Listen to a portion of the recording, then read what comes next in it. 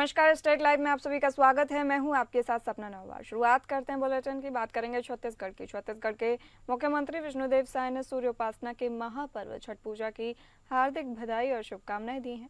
उन्होंने कहा कि छठ पूजा आस्था, पवित्रता और प्रकृति के प्रति कृतज्ञता का पर्व है, जो सूर्यदेव और छठी मैया की उपासना के माध्यम से मानव और प्रकृति के मधुर संबंध का संदेश देता है। मुख्यमंत्री साय ने कहा कि छठ पर्व का प्रत्येक अनुष्ठान अस्ताचलगामी सूर्य को अर्घ्य देने से लेकर उदयमान सूर्य की आराधना तक जीवन में अनुशासन, संयम और स्वच्छता के महत्व को दर्शाता है। यह पर्व समाज में सामूहिकता, पवित्रता और पारिवारिक एकता की भावना को सशक्त बनाता है। उन्होंने प्रदेशवासियों से अपील की है कि इस अवसर पर सूर्योपासना के साथ साथ पर्यावरण संरक्षण, जल स्रोतों की स्वच्छता और समाज में सद्भाव बनाए रखने का संकल्प लें।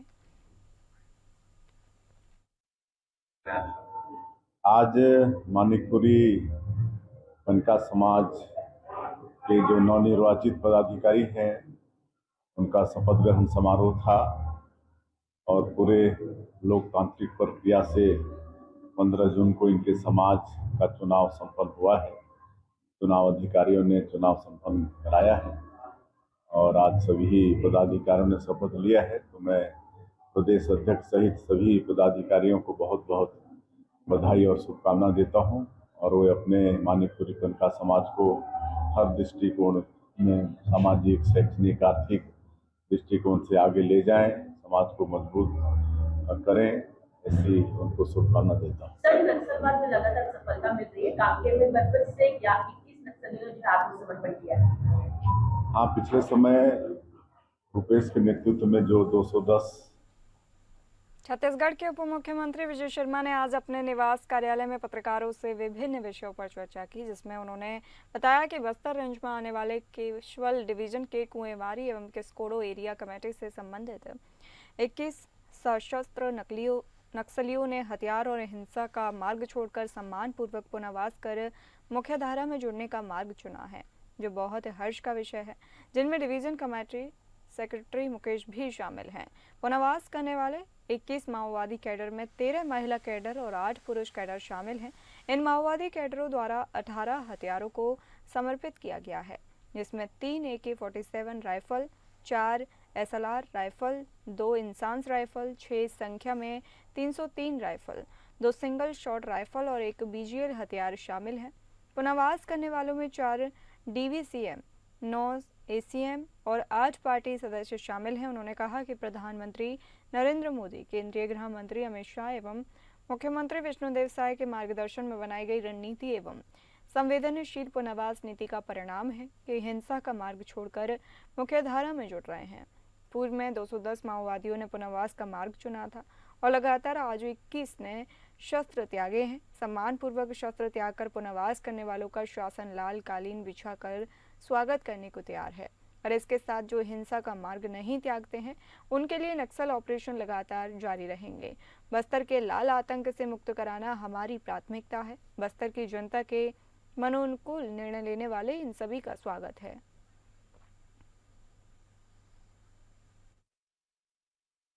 सर, ऐसी जगहों पर आप जा रहे हैं, छत्तीसगढ़ के बहुत सारे लोग जाना चाहते हैं, तो उनको क्या मैसेज देंगे कि उनका जाना भी सुरक्षित है? बड़ी संख्या में वो लोग भी बस्तर का दौरा करें ऐसे?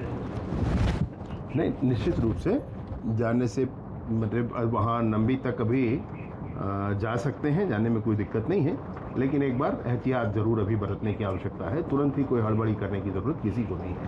प्रधानमंत्री नरेंद्र मोदी जो है छत्तीसगढ़ का जिक्र कर रहे थे, कांग्रेस इस बात का जिक्र कर रही है कि छत्तीसगढ़ आने वाले हैं प्रधानमंत्री, छत्तीसगढ़ का जिक्र वो करते हुए नजर आ। क्यों, इससे पहले जब उन्होंने छत्तीसगढ़ का जिक्र किया था, बस्तर ओलंपिक का जिक्र किया था, तब तो उनका आने का नहीं था। इससे पहले अन्य विषयों पर जब छत्तीसगढ़ का जिक्र किया था, तब भी आने का नहीं था। मैं फिर से कहना चाहता हूँ, राजनीतिक तौर पर अपनी सक्रियता दिखाना अच्छी बात है, लेकिन सिर्फ विरोध के लिए विरोध करना ये कोई बात थोड़ी होती है। नए लोग आए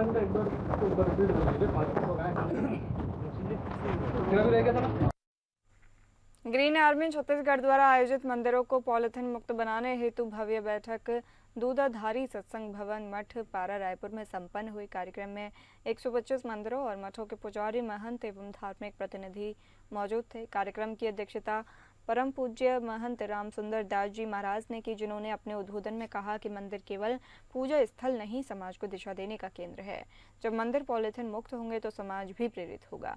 ये केवल सफाई का नहीं बल्कि संस्कार और संस्कृति की शुद्धता का भी अभियान है।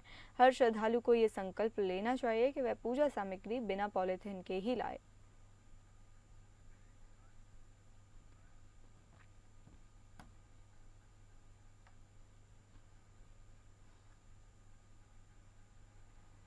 रायपुर के चंगोरा भाटा इलाके में एक नवविवाहिता की आत्महत्या का चौंकाने वाला मामला सामने आया। मंजूषा गोस्वामी ने अपने घर में फांसी लगाकर जान दे दी। पुलिस के अनुसार मंजूषा की शादी इसी साल 16 जनवरी को आशीष गोस्वामी से हुई थी। घटना वाले दिन दोनों के बीच टीवी रिमोट को लेकर विवाद हुआ। मंजूषा ने अपने पति के हाथ से रिमोट छीना तो गुस्से में आकर आशीष ने पत्नी को थप्पड़ मार दिया। ये सब उसके माता पिता के सामने हुआ। प्रताड़ना से आहत मंजूषा ने खुद को कमरे में बंद किया और आत्महत्या से पहले एक वीडियो बनाकर अपने पति और ससुर पर शारीरिक व मानसिक उत्पीड़न का आरोप लगाया। वीडियो में उसने अपनी आपबीती सुनाई और दुख झेलने की बात कही। इसके बाद उसने साड़ी से फंदा लगाकर जान दे दी। सूचना मिलते ही पुलिस मौके पर पहुंची और शव को पोस्टमार्टम के लिए भेजा गया।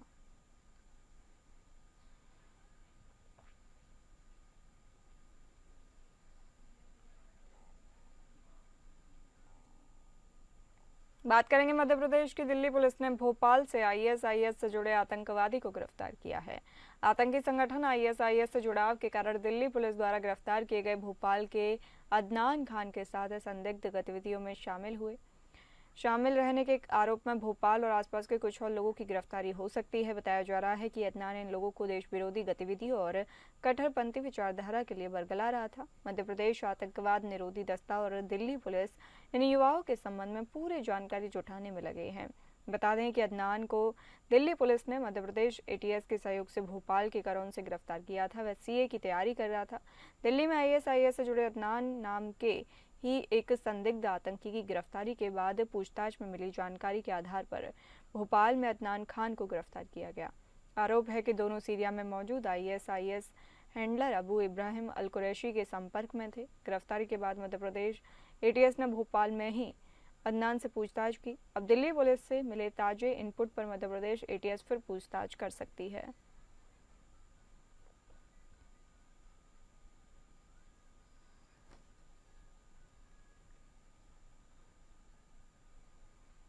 बात करेंगे महाराष्ट्र के। 28 अक्टूबर को नागपुर में होने वाले किसानों और चरवाहों के महाअलगार आंदोलन को अब कांग्रेस पार्टी का समर्थन मिल गया है, जिससे इस आंदोलन को काफी बल मिला है। पूर्व मंत्री और प्रहार संगठन के नेता बच्चू कडू ने कांग्रेस के प्रदेश अध्यक्ष हर्षवर्धन सबकाल से फोन पर बातचीत की और आंदोलन को दिए गए समर्थन के लिए उनका धन्यवाद दिया। बच्चू कडू ने कहा कि किसानों की आत्महत्या, कपास और सोयाबीन की खरीद में देरी, चरवाहों की समस्याओं और ग्रामीण क्षेत्रों में बेरोजगारी के मद्देनजर सरकार इन सभी मुद्दों पर पूरी तरह विफल रही है। इसलिए यह आंदोलन सिर्फ एक मार्च नहीं बल्कि किसानों के अस्तित्व की अंतिम लड़ाई है।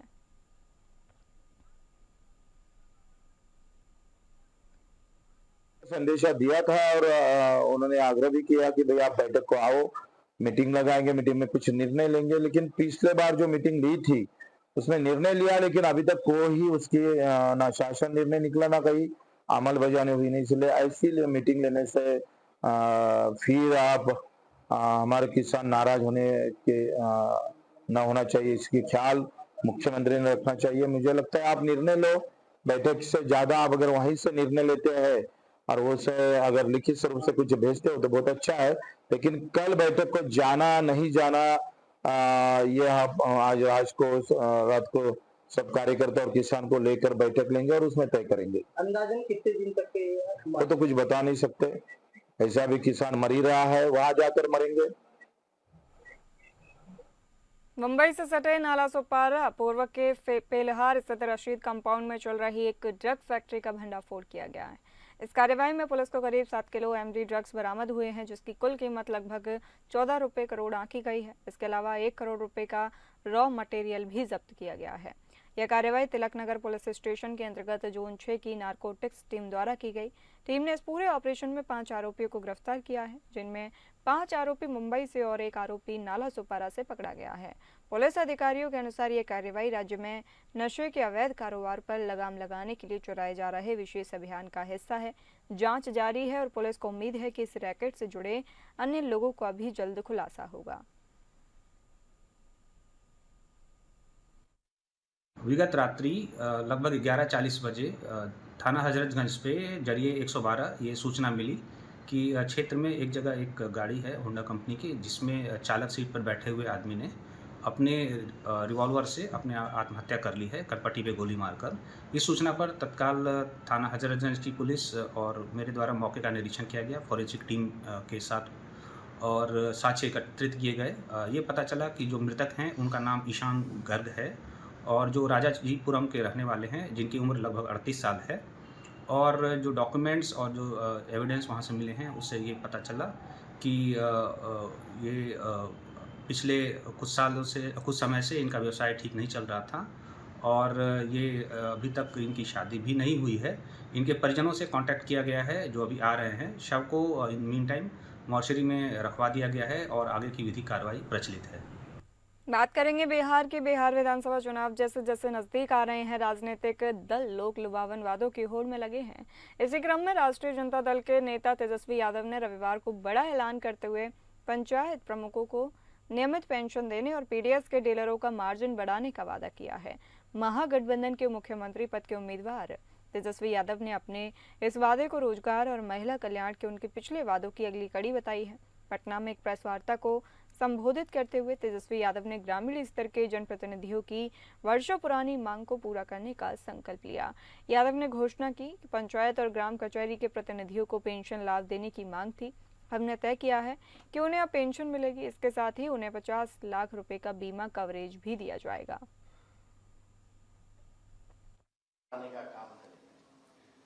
जन वितरण प्रणाली में वितरकों के लिए अनुकंपा में लागू जो 58 इयर्स का जो बैरियर है, जो बाध्यता है, उसको जो है हम लोगों की सरकार बनने पर समाप्त जो है हम लोग करेंगे।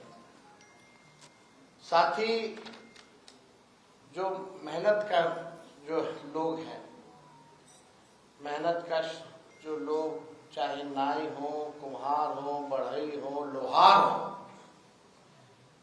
इन जातियों के आर्थिक उत्थान उन्नति के लिए एवं स्वरोजगार के लिए 5 साल के लिए 5 लाख की एक मुश्त ब्याज रहित आर्थिक सहायता राशि प्रदान की जाएगी। इस राशि से ये आधुनिक टूल्स और औजार जो है स्वरोजगार के लिए खरीद सकते हैं। सड़क निर्माण मंत्री नितिन नवीन ने कहा कि मुख्यमंत्री नीतीश कुमार 20 सालों से बिहार का चेहरा रहे हैं और प्रधानमंत्री नरेंद्र मोदी के साथ मिलकर राज्य में विकास की राजनीति लेकर आए हैं। भाजपा नेता नवीन ने महागठबंधन के मुख्यमंत्री पद के उम्मीदवार तेजस्वी यादव की लोकप्रियता पर सवाल उठाया और दावा किया कि राजद नेता अपनी पार्टी और परिवार में भी अलोकप्रिय है। उन्होंने कांग्रेस नेता राहुल गांधी पर भी कटाक्ष किया और पूछा कि उन्होंने बिहार में अभी तक कोई रैली क्यों नहीं की है। उन्होंने चुटकी लेते हुए कहा कि उनके दौरे आमतौर पर एनडीए को फायदा पहुंचाते हैं। यह पूछे जाने पर कि क्या एनडीए की सत्ता में आने पर नीतीश कुमार मुख्यमंत्री बने रहेंगे, नवीन ने जवाब दिया, नीतीश जी पिछले 20 सालों से बिहार और यहाँ की जनता का चेहरा रहे हैं। हालांकि उन्होंने कुमार को गठबंधन का मुख्यमंत्री उम्मीदवार घोषित करने से इनकार कर दिया। उन्होंने विपक्ष द्वारा तेजस्वी यादव को मुख्यमंत्री पद का उम्मीदवार घोषित करने का मजाक उड़ाते हुए कहा, स्वघोषित चेहरे अपनी पार्टी और परिवार में भी अलोकप्रिय हैं। अगर स्वघोषणा ही सब कुछ है तो वे प्रधानमंत्री पद का उम्मीदवार भी घोषित कर सकते हैं। राहुल गांधी पर निशाना साधते हुए उन्होंने कहा कि वोट चोरी के आरोप लगाने वाले अब भाग गए हैं। मतदाता सूची 30 सितंबर को प्रकाशित हुई थी और तब से वे एक बार भी बिहार नहीं आए। उन्होंने एटम बम की बात की थी, बम कहाँ है? उन्होंने आगे कहा, राहुल गांधी जब भी आते हैं भाजपा और एनडीए को फायदा होता है। हम उनके जल्द आने का इंतजार कर रहे हैं। हम लोगों के पास रोड कम थे, विड्थ कम था रोड का, हम लोगों ने इसलिए डबल डेकर ब्रिज बनाया। और आज बिहार में जैसे यूपी में एक यमुना एक्सप्रेसवे है, हम लोग बिहार में अपना गंगा एक्सप्रेस पे बना रहे हैं 84 किलोमीटर का, मुंगेर से लेकर भागलपुर तक 10,000 करोड़ की योजना से। तो रोड इंफ्रास्ट्रक्चर को जो बूस्ट माननीय मुख्यमंत्री जी और माननीय प्रधानमंत्री जी के नेतृत्व में मिला है, इससे नहीं कह सकते हैं कि आज देश के पैमाने पे बिहार का रोड इंफ्रास्ट्रक्चर अपने आप में एक अलग लेवल रखता है और अब बिहार को दूसरे राज्य भी फॉलो कर रहे हैं। मैं तो यही कहता हूँ कि सड़कें बनी हैं और आम जनता को जो फ़ायदा है, आज के डेट में आप भी समझते हैं, जब लैंड किसी भी जगह का रोड का नेटवर्क बढ़ता है तो उस एरिया का आय बढ़ जाता है, उसके लैंड के इकोनॉमिक वैल्यू बढ़ जाते हैं। जो लैंड किसी भी इलाके में आप पहले भी जो कनेक्टिविटी नहीं रहेगी, उसका लैंड का वैल्यूएशन और बाकी का देखिए, जब तक ग्रोथ भी इसका डायरेक्टली प्रोपोर्शनेट होता है इंफ्रास्ट्रक्चर का। हर आदमी के जीवन में क्या बदलाव है।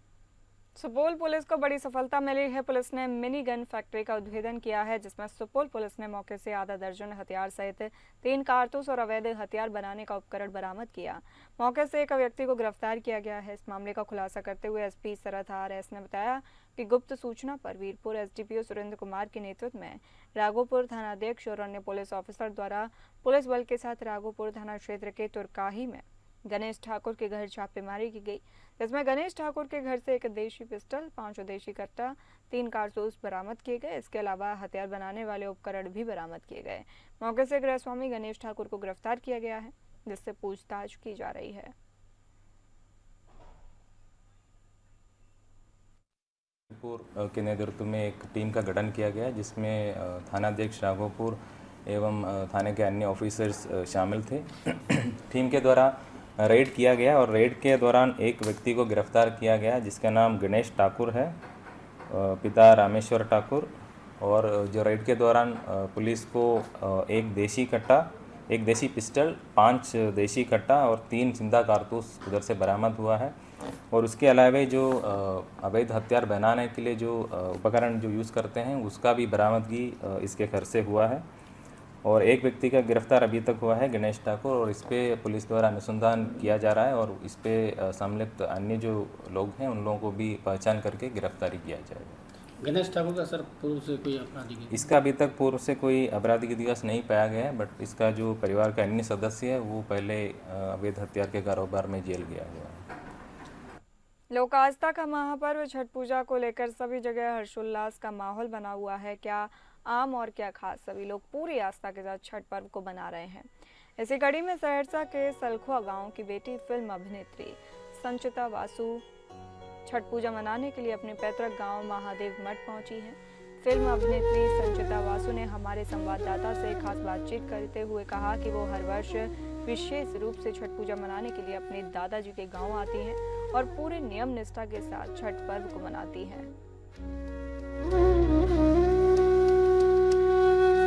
पहिले पहिले हम कैली छठी मैया बरत तोहार, छठी मैया बरत तोहार, करिहा क्षमा छठी मैया, भूल चुक गलती हमार, भूल चुक गलती हमार। मैं छठ कर रही हूँ, घर की परंपरा। तो हम लोग जैसे बचपन से चलता आ रहा, सुबह से सब गेहूं सुखा रहे हैं, सारी चीज़ें चल रही है। और ये एक्साइटमेंट का इसलिए और ज़्यादा मैं एक्साइटेड हूँ क्योंकि मेरी मम्मा कर रही है इस बार पहली बार। तो सबके घर में अभी खीर पूरी बनना शुरू होगा, उसमें प्रसाद वगैरह चढ़ेंगे और फिर सब रूम में ऐसे पूजा रूम बंद होगा, सबको घर में बोला जाएगा शांत हो जाओ। ये मेरा फेवरेट पार्ट है, शांत रहो, कोई कुछ नहीं बोलेगा। एंड देन मम्मी और दादी पहले खाएंगी, उसके बाद हम लोग प्रसाद खाते हैं। बहुत ज़्यादा आई थिंक ये तो मेन पार्ट है जिसके लिए हम लोग सब वेट करते हैं। घर के सब बच्चे अभी से ही सब एक्साइटेड कि भाई क्या ड्रेस पहन के जाऊंगी। ये तो सबके घर में रहता है कि क्या पहन के जाना है। और ऊपर से ये गांव का जो माहौल होता है जहां हम लोग सब परिवार एक साथ हम लोग रास्ते से जाते हैं चल के घाट पे, तो वो सारी चीज़ें एक इमोशन है और हम लोग सब मिलके वहाँ जाते हैं, अर्घ देते हैं, तो वो एक अलग ही फीलिंग है। पूर्वी भारत के सबसे बड़े पर्व छठ को लेकर के बाजार में दिखी रौनक, लोगों की भीड़ देखकर बाजार में ऐसा लग रहा है जैसे मेला लगा हुआ हो। बाजार में पैर रखने की भी जगह नहीं मिल रही है, लेकिन लोगों के उत्साह में कोई भी कमी नजर नहीं आ रही है। हालांकि लोगों के बीच फल सामग्री के मूल्यों को लेकर मिला जुला प्रतिक्रिया दे रहे हैं। किसी को बाजार महंगा तो किसी को ठीक ठाक लग रहा है। बोकारो के संवाददाता चंदन सिंह ने बाजार का जायजा लिया और लोगों से बातचीत की। पूर्वी भारत का सबसे बड़ा पर्व छठ पर्व का तीसरा दिन है। कल खरना था और आज संध्या में छठ पर्व का पहला अर्घ होगा। उस अर्घ के और उससे पहले लोग यहाँ पे आए हुए हैं फलों की खरीदारी करने के लिए।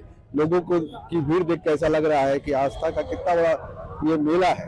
लोगों को देख के आपको देखिए थोड़ा बाजार दिखाते हैं। ये बाजार थोड़ा सा दिखाइए। इस बाजार में आपको देख के लगा कितने लोग यहाँ आए हुए हैं, इतना भीड़ है।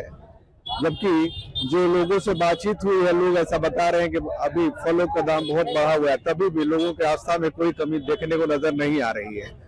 लोगों को देखते हुए आइए आपको दिखाते हैं, एक दो लोगों से बात भी कराते हैं कि कैसे क्या खरीदारी करने आए हुए हैं लोग और क्या। एक सेकंड मैम थोड़ा सा बताइए।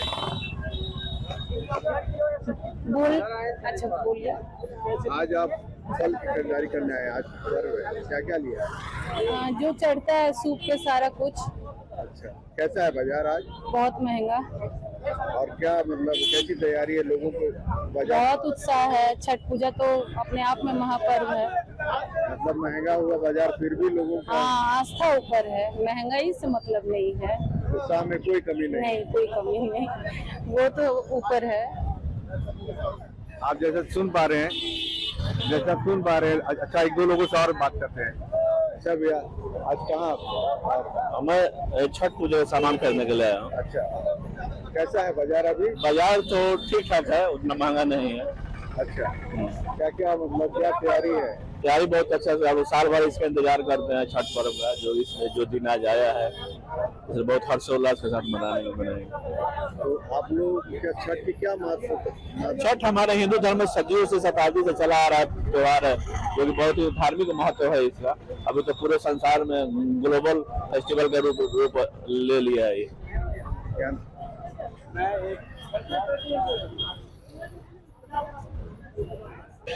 आप जैसा देख पा रहे हैं लोगों की आस्था में कोई कमी नहीं है। जबकि इतनी भीड़, इतने लोगों का जमावड़ा, तब भी लोग इस पर्व को कितनी सी भक्ति भाव से और आस्था से मनाते हैं। आप इस भीड़ और हुजूम को देख सकते हैं। बोकारो से एपी न्यूज के लिए चंदन सिंह।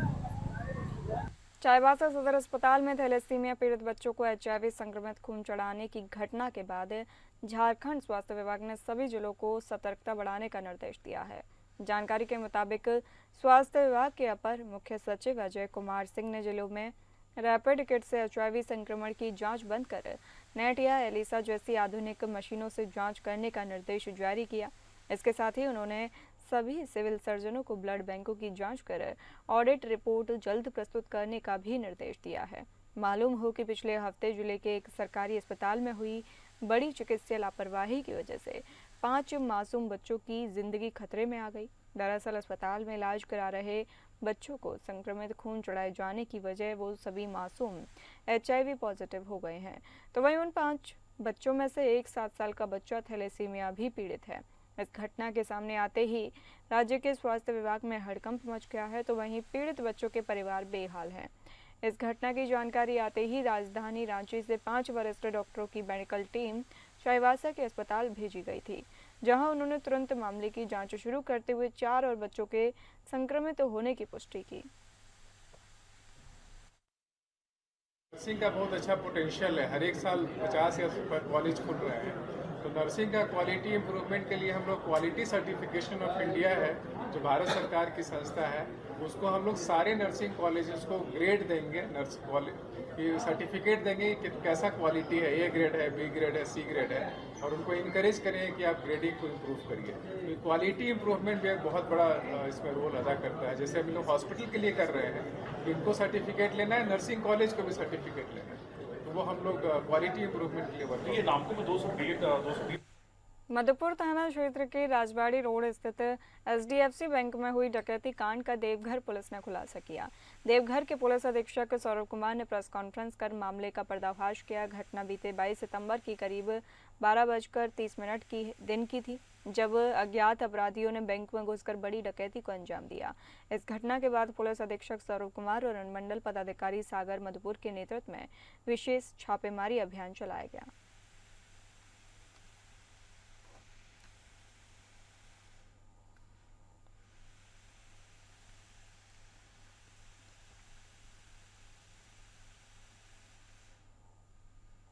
फिलहाल इस बुलेटिन में इतना ही। नमस्कार।